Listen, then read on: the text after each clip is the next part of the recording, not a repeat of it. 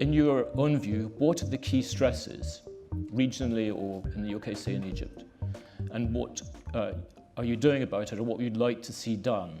We have a lot of challenges that is facing the region nowadays.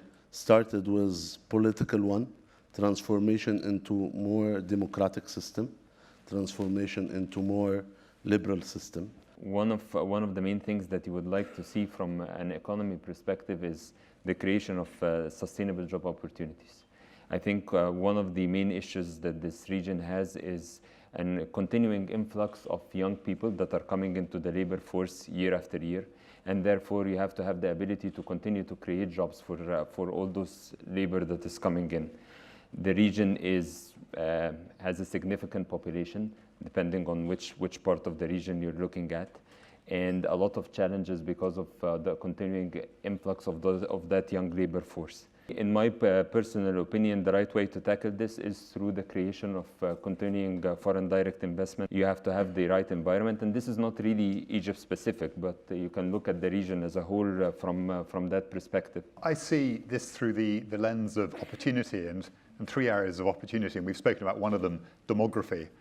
Then there is infrastructure, and Your Excellency, you spoke eloquently about policy and getting the policy and the regulatory environment right. I think on demography, there is immense investment going into the younger generation coming up to make them fit for work. And that presents an amazing opportunity, I think, for foreign investors, for UK businesses. As UK Trade and Investment, we have teams right across the Middle East. Infrastructure, it's absolutely clear that the pressure on governments is to ensure that, for example, the electricity doesn't fail in the middle of summer. We see UK businesses looking to develop their partnerships and their position in the Middle East because of all they can offer. And then finally, on policy predictability, our experience in the UK, which has year after year been the primary destination for foreign direct investment in Europe, second only to the United States in the whole world. So our experience about attracting investment in is that you need three elements. The first is predictability, stability of the tax regime, of the policy environment. The second is a benign tax regime, so one that supports growth and is targeted to support growth. It's also about the other businesses there and the skills in the marketplace. The first big challenge, I think, is extremism and terrorism.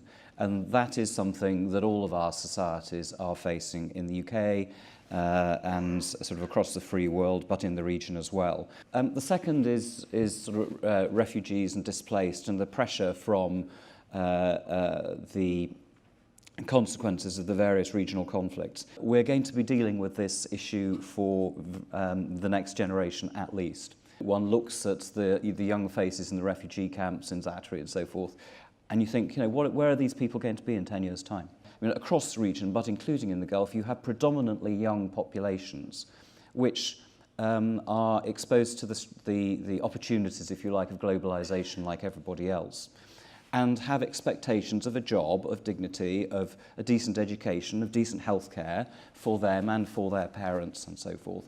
And so, just as in the UK, there is enormous expectation that we will provide education and healthcare and so forth, so there will be throughout the region. We need to be able to support the region in diversifying, in providing investment. But they're all areas where the UK is really strong. Education, primary, secondary, tertiary, healthcare, transport. There is just enormous opportunity, and the growth rates may be a little low with lower oil price, but not by much.